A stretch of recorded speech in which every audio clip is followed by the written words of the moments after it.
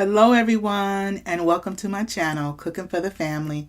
I'm Dyvonne and today I'm going to share with y'all how to make this wonderful German chocolate cake. I'm going to be doing it from a box cake. It's going to be great, y'all. But more importantly, I'm also going to share with you this wonderful homemade frosting for this German chocolate cake. These are the ingredients that we're going to be using. I also have a list of ingredients in the description box below. So I'm using a 15.25 ounce box of German chocolate cake. Now, if you're using the 13.25 ounce box, I'm going to have a little bit of a variation for you, and that information will be in the description box below as well for your reference. But I'm using the 15.25 ounce box. Now, to my cake mix, I'm also adding my oil. I'm using vegetable oil, and I added in a half a cup of regular vegetable oil. Now, in addition to that, I'm going to be putting in some buttermilk, and I'm going to be using 1 cup of buttermilk. Now with your buttermilk, be sure to shake it. I shook mine before I started pouring it, so be sure to shake your buttermilk. And we're putting in 1 cup of buttermilk.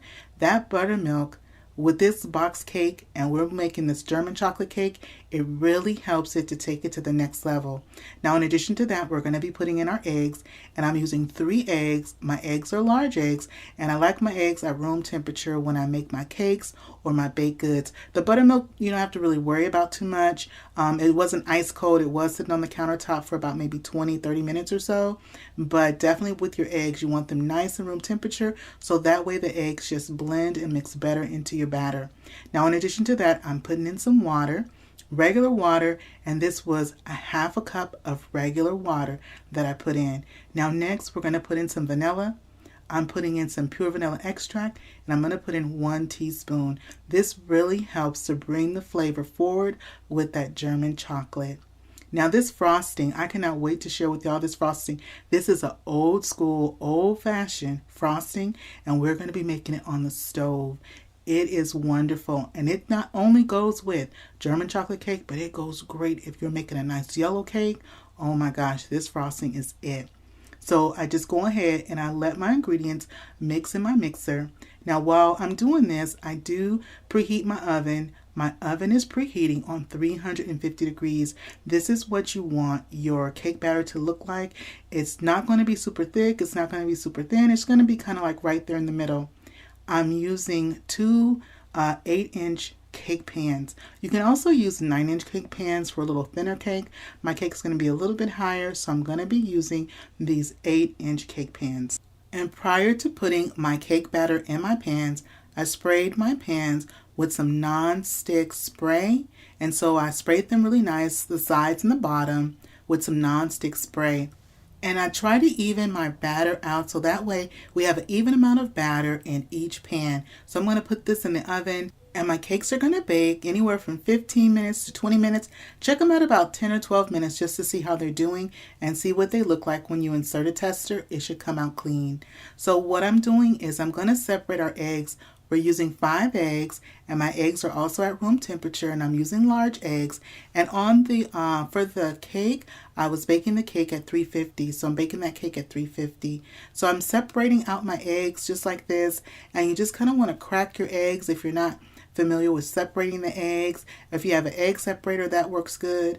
Sometimes the eggs don't always crack just like you want them to, and so doing it like this as well, and letting the yolk sit in between your fingers and letting the white just kind of drip through your fingers is also another great way. My mom showed me how to do that way as well. So whether you're doing it back and forth like this, or letting your egg yolk sit in your fingers while your whites drip through, you can do that as well. And remember, my mom, something she always told me, and a lot of you already know this, a cook's best tool in the kitchen is nice clean hands. So what I'm doing is I'm going to separate an extra egg white off to the side. So I've put so far 4 in one bowl. The 5th egg that we have, I'm putting it in a separate bowl. That's because I'm going to be using these whites for a different recipe. I've gone on and rinsed up my hands, and now I'm going to mix up my egg yolks. It's important that you want to whip up your egg yolks until they're nice and smooth. And your yolk should be a vibrant yellow color. So our cakes are out of the oven. They have baked up nicely. I'm going to let my cakes cool in the pan while I start on our frosting. So to make our frosting, what we do first is we're going to lightly toast up our pecans. I'm using 2 cups of whole pecans. We're going to first toast them. After we've done toasting them and they have cooled, then we're going to chop them. And I'll share with you the reason why I like to do it that way. Now next, in my big pot, I'm going to be putting in our butter and our sugars. So to my pot, I have 2 sticks of salted butter. You want to use salted butter. So I have 2 sticks of salted butter. And then I also put in 1 cup of granulated sugar, and I put in 1 cup of light brown sugar. Then to that, I also added 1 can of evaporated milk. Now, if you are making this frosting, but you're going to be pairing it with a German chocolate cake from scratch or a cake from scratch, what you want to do is, and your cake has salt in it already, you want to use unsalted butter for the frosting. Okay, so if you're making a cake from scratch and your cake has salt in it and your cake batter and you're making it from scratch and you're using this particular frosting, you want to use unsalted butter versus salted butter like I'm using for our frosting. Okay, so next I went on and I put in those egg yolks that we had beaten, and my flame is on low.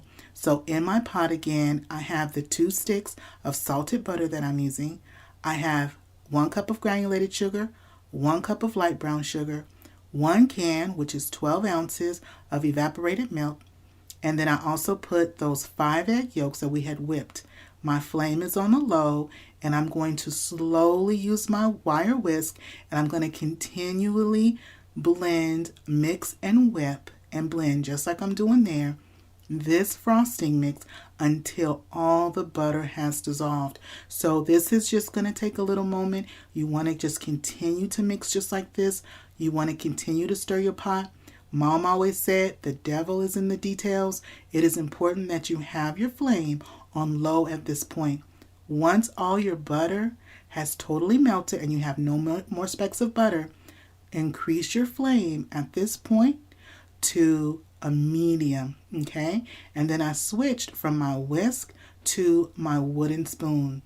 I'm going back and forth like this. We're going to continue to gently mix this around in our pot, and we're going to be doing this continually until this sauce thickens.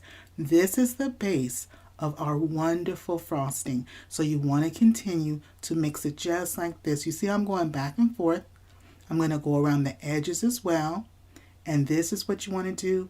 And I'm constantly looking for that thickening up of our frosting. I'm holding up 4 fingers because it has been 4 minutes that I have been mixing our frosting. Our frosting, our sauce here, we need to go ahead and cook this on that medium heat, stirring continually for 10 to 12 minutes. And so that is what it was looking like at that 4-minute mark. We've got some bubbles that are also happening. That's exactly what you want to happen. You see how when I stop stirring, how more bubbles, you can really see that those bubbles. You see how the back of my spoon is starting to become a little bit more coated, and our sauce that we're creating for the frosting is starting to thicken, get a little bit more thicker, get a little bit more thicker. And it's not going to be super thick at this point. It's just thickening up where it's not going to be that thin consistency. It's gotten a little thicker.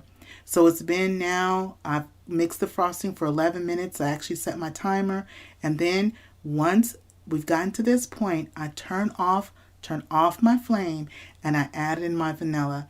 I put in 2 teaspoons of vanilla. So I turned off my flame. I put in 2 teaspoons of vanilla. And next I'm going to put in my chopped pecans and also my shredded coconut. I like to chop my pecans after I toast them, so that way when they're toasting up, if they're already chopped and then you toast them, what I have found is that the little smaller pieces tend to burn quicker than the bigger pieces get toasted. So I like to keep them whole, toast them whole, and then chop them afterwards. So I went on and I put in the 2 cups of the chopped toasted pecans, and I also put in 1.5 cups of shredded coconut. And you can use shredded coconut or you can use flake coconut. The flake coconut tends to be a little bit more chewier, and the shredded coconut I found to be a little bit easier. It's just not as chewy, and so it's just kind of personal preference, but either one will work just fine. Now, once you put in the pecans and the shredded coconut, then I mix those two around in that nice, wonderful mixture that we've created for our frosting base. We're going to set this aside. I'm going to take it off of this eye, let it cool. Well, this is what our frosting is looking like. You see how it's been cooled, and you want to cool it till it thickens up, and it was cooling for about 30-40 minutes till it's nice and cool and our cakes are cool. You do not want to frost your cake or your cupcakes until your frosting has cooled. Then what I do is I take a nice dollop of frosting, I put it on top, and I'm going to go ahead and smooth it out. Now when it comes to working with this frosting, because it's got the pecans in there and it's got the coconut, it's going to take a moment just with patience, and you want to go ahead and smooth it out just like that.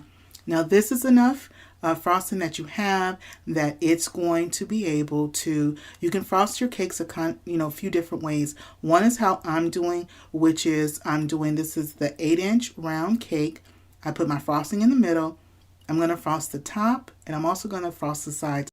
This homemade recipe gives you plenty of frosting to be able to frost all the cake all the way around if you like, or either if you want to take your box cake mix and split it into 3 different layers. So you just would put, when you bake up your cake, you would bake a little bit in each of the layers. So you use the one box, and you would use 3 pans and bake your cake over those 3 pans.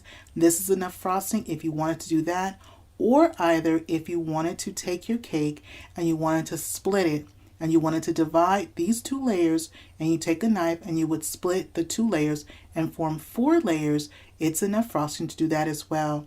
Now when I am done frosting this cake, I'm going to have some frosting left over, about a half a cup, right around a half a cup of frosting left over. Trust me, this frosting, it does not go to waste, because there's going to be somebody that's going to come in the kitchen and they will be dipping their spoon in this pot and taking some of this because it is that delicious. So I'll go ahead, and you just want to kind of press. Now to frost the sides, what I like to do is I just go ahead and I just kind of gently press against the sides of the cake, so that way it just kind of becomes tacky. I like to use a moist napkin and kind of just clean up my cake pan. I put a nice maraschino cherry with a stem right on top. These are the maraschino cherries that I'm using for our cake. Well, y'all, I'm going to go ahead and cut into our cake and see how we did. Now, normally what I would do with a cake is I would loosely wrap it in some clear plastic wrap, just kind of loosely, and I would then take the cake and set it in the refrigerator for a couple of hours, or even you can make your cake ahead of time and set it in the refrigerator and let it set up. My mom used to say, you let your cake set up overnight is really best. And so you could set your cake up, and that's just the term, just meaning put your cake in the refrigerator and let it just set, overnight. And so that way it's easier to cut the cake when the frosting is much firmer, to cut through the pecans and also to cut through the coconut. But family, I'm going to be leaving shortly, and I just wanted to go ahead and share some of this cake with y'all. This bite right here is for you. Go ahead and take your bite. Now I'm going to take my bite and see how we did. Y'all, oh my goodness. We have done Mama proud today, y'all. That is it for me today. I hope you enjoyed spending time with me in my kitchen. Show this video some love. Give it a thumbs up. Don't forget to click that subscribe button. And remember, it's always good when Dyvonne is cooking for the family. I'll see you on the next one. Bye-bye, everybody.